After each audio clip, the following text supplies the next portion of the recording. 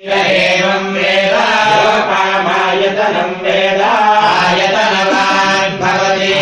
वै तपन्नपामायतनम् आयतनवान् भवति यो मुष्यतपद आयतनं वेद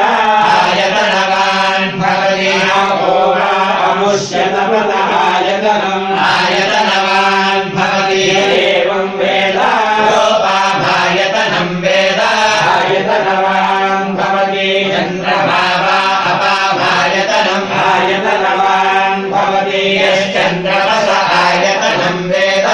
आयतनवान् भवति आपो वै चन्द्रमस आयतनम् आयतनवान् भवति एवं वेद लोकापायतनं वेद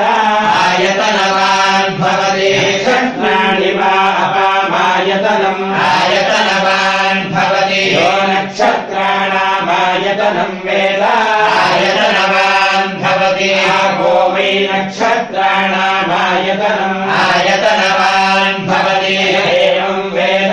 लोपामायतनं वेद आयतनवान् भवति पर्जन्यो वा अपामायतनम् आयतनवान् भवति पर्जन्यस्यायतनं वेद आयतनवान् भवति आपो वै पर्जन्यस्यायतनम् आयतनवान् भवति एवं वेद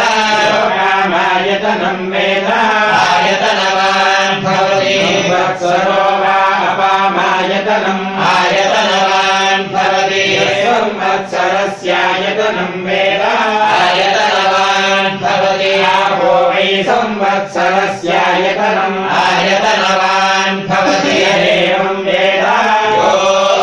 सुरामं प्रतिष्ठितां वेद तद्येव तिष्ठति वै लोकाप्सु प्रतिष्ठिता